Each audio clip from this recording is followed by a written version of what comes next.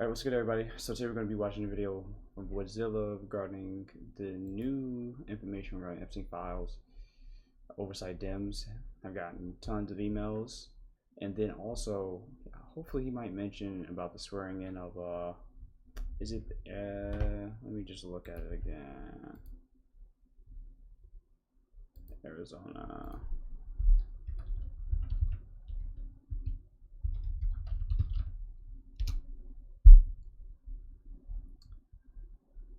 Gotcha. Adelita. Nice.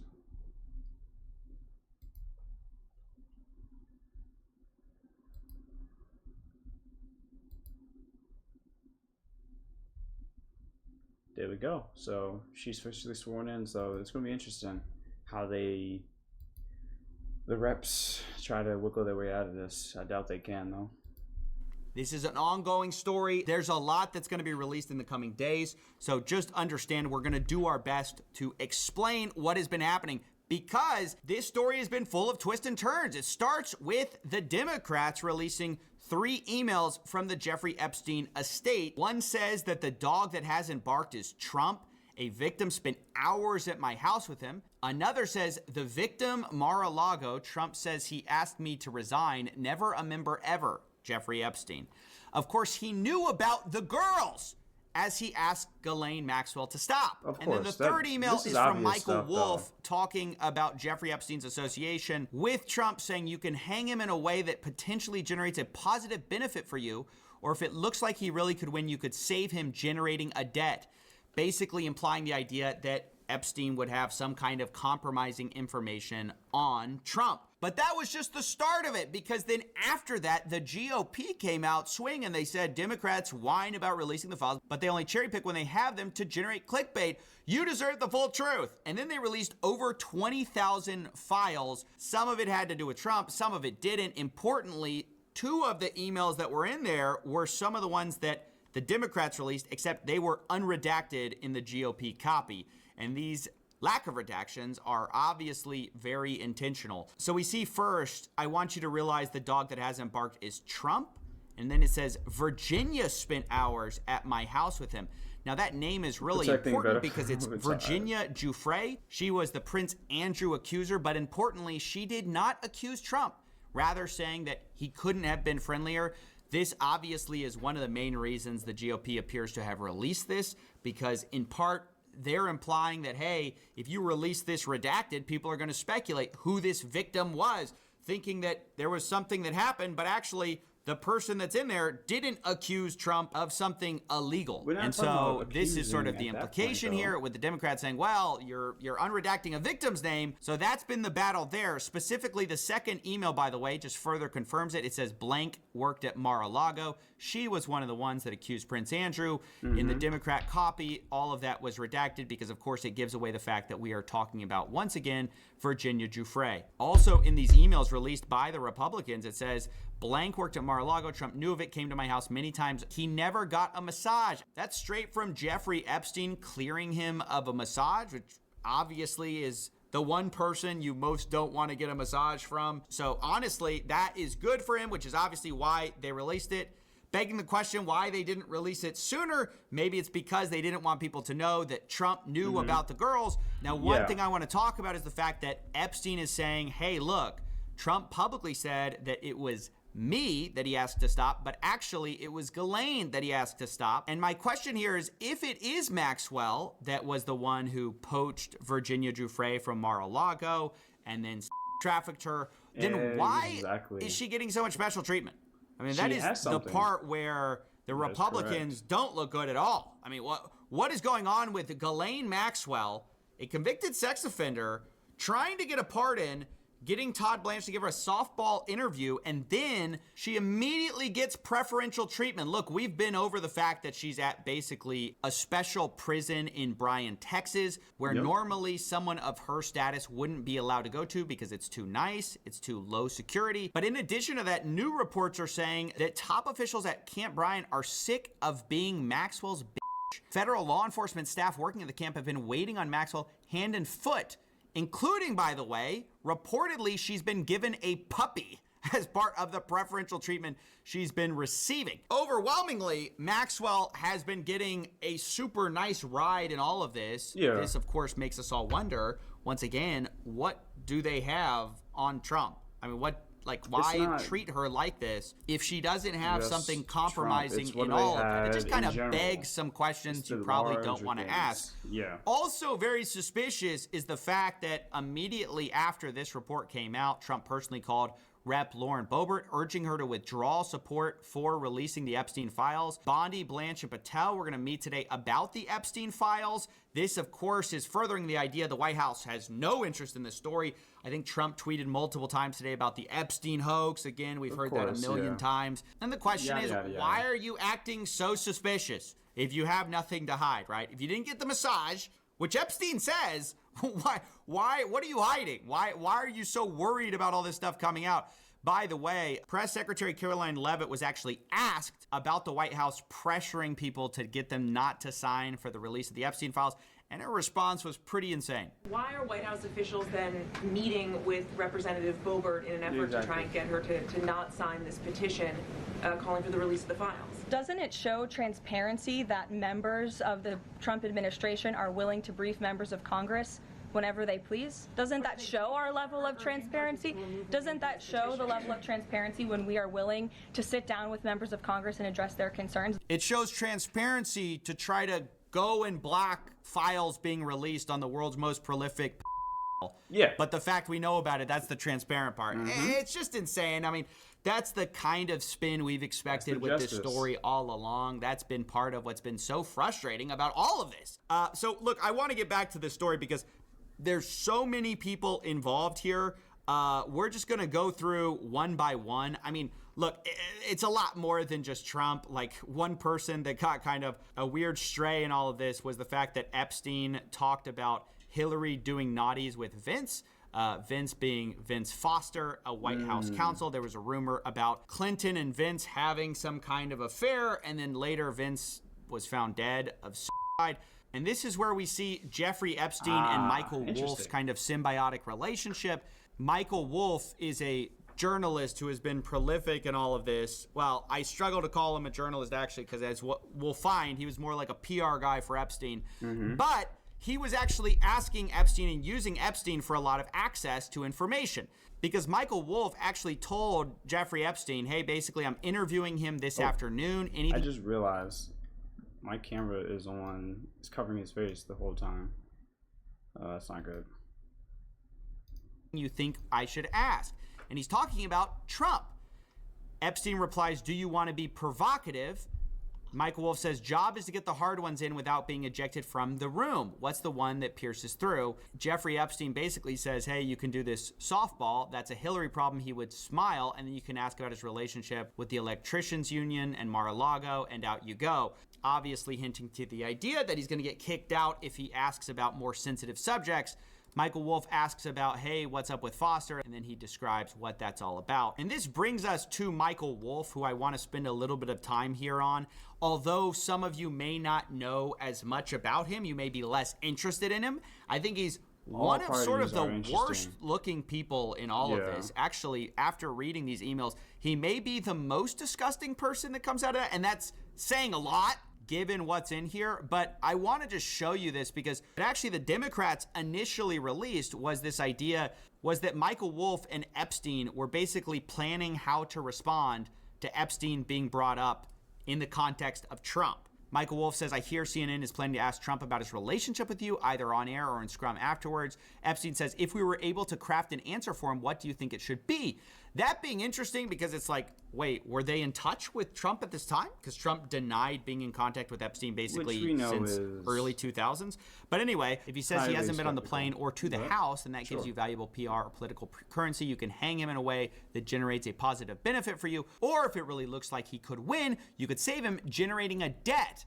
Of course, it is possible that when asked, he'll say Jeffrey's a good guy that's gotten a raw deal and is victim of political correctness, which is to be outlawed in the Trump regime. Now, if it doesn't sound like PR, it might be sounding like blackmail to you. It's like kind of a little bit of both. Michael Wolff is basically conspiring to generate a debt for Jeffrey Epstein from Trump, who is about to become the most powerful person on the planet. So that's really bizarre because Michael Wolff has positioned himself as sort of this truth teller about Jeffrey Epstein, and he's got all these tapes that he's gonna release showing how close Trump and Epstein were. But it's like behind the scenes, he was actually kind of running PR for Epstein, which is sort of the worst thing you could have ever done. This is in 2016. Michael Wolff is talking to Epstein about a Patterson book, which later becomes the James Patterson Filthy Rich book. He says basically that would present some time issues if it was released too early. You would not be able to do a competing book or documentary before then. That's not to say it shouldn't be pursued. In a sense, better to know what Patterson's position is and a year from now be able to counter it. In 2016, he's playing like PR, I'm gonna fix your reputation, Jeffrey Epstein. He then says, that being said, if you need an immediate counter to the book, I believe Trump offers an ideal opportunity. It's a chance to make the story about something other than you while at the same time letting you frame your own story. Also, becoming an anti-Trump voice gives you a certain political cover, which you decidedly don't have now. And so again, we get the idea of him kind of scheming to get Epstein covered, which is so bad. This is full-blown. Because now Michael Wolff is like, oh, we're the guy exposing Trump's connections to Epstein. It's like, buddy, what are your connections to Epstein? Then we have later them discussing a lawsuit against Epstein and Donald Trump with a woman claiming that she was raped. Michael Wolff responds, well, I guess if there's anyone who can wave this away, it's Donald. Let me know if there's anything I can do. Again, why are you trying to do something for a man accused of these things? It really seems like Michael Wolff was kind of running cover here. Now, I also want to talk about the Prince Andrew Trump scandal that appears to have been brewing here, or at least is implied in the emails. You may see some people say that Epstein met Trump and Prince Andrew back in 2019, which of course would be well after Trump said they had no contact, which would be bad news for Trump. In fact, there's a few things in here which suggest that Epstein had contact with Trump. Of course, we don't know for sure. We don't know for sure, but people can theorize. If there's smoke, there is not fire, but trails of something. So present you the evidence we do have. Too many trails. So this is back in 2019, June 3rd. They're talking about London real estate, about how financials are going to leave. Then Epstein says, once they are gone, the monarchy is dependable. Saying Prince Andrew and Trump today, too funny. And this is actually the same day that Trump and Andrew are spotted in London, of course, meeting together. Jeffrey Epstein says, recall Prince Andrew's accuser came out of Mar-a-Lago, Virginia Giuffre. Then we have a sender that's blacked out, but I think there's strong evidence that it's Steve Bannon, by the way, just to give you some context. They say, can't believe nobody is making you the connective tissue. So the connective tissue between these two being Epstein. And then Epstein replies, F&B only. Now later, Jeffrey Epstein says, report from London. Donald now thinks he's king. Ivanka a princess. He doesn't need advisors. Bannon says, yep, London trip not good. He had a gleam in his eye. Of course, this hinting at the idea that Epstein was there. If he got a report from London, if he's talking about Prince Andrew and Trump, or that's how people are coming to that conclusion at least. And then we have the thread that makes us know this is Steve Bannon, which is he gives a link where it says Steve Bannon believes Trump obstructed justice. Michael Wolff says, he says BBC crushed him. He should give it up. The book is going to be a stiff.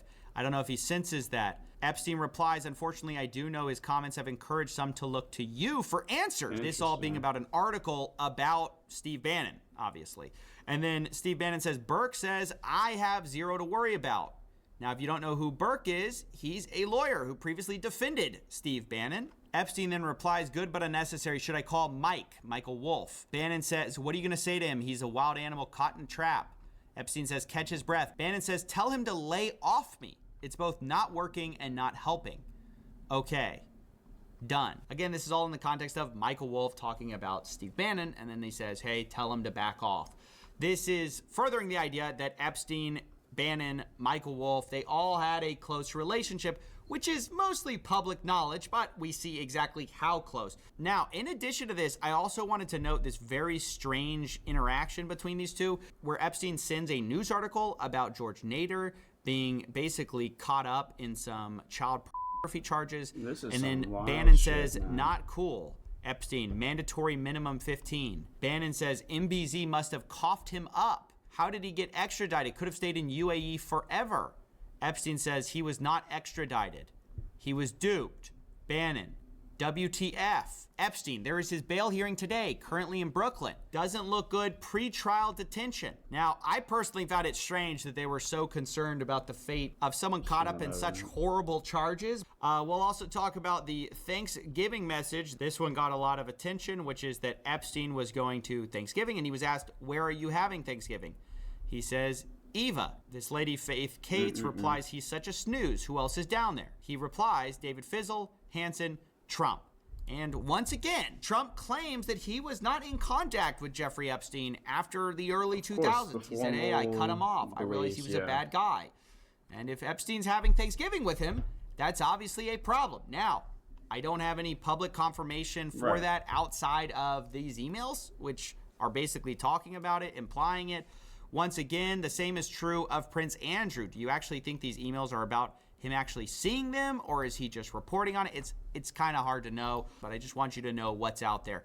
You also should know about the foreign governments that Epstein was working with. In one email, you have Jeffrey Epstein talking about advising a Russian ambassador. He says, Churkin was great. He understood Trump after our conversations. It's not complex. And Churkin was a Russian ambassador at the time until he died. And then you also have Israel. There are a bunch of public reports about Israel being implicated with Epstein. Yeah, and that's how spies stayed with him at the time, and some of them even met at Epstein's house. And then you also have some emails between Epstein and a UAE royal, a sultan. So Epstein was rubbing shoulders with the top cream of the crop of our society. I mean, I don't think that should come as a shock. We should also probably talk about Larry Summers. He was in an article, Mogul Donor gives Harvard more than money. And then he is in emails with Larry Summers, where Epstein tells him, when we meet, I will endeavor to mesmerize you with stories of DC. So wild. And then Larry Summers said, I am trying to figure out why American elite think if you murder your baby by beating and abandonment, it must be irrelevant to your admission at Harvard, but hit on a few women 10 years ago and can't work at a network or think tank. Do not repeat this insight. Oops.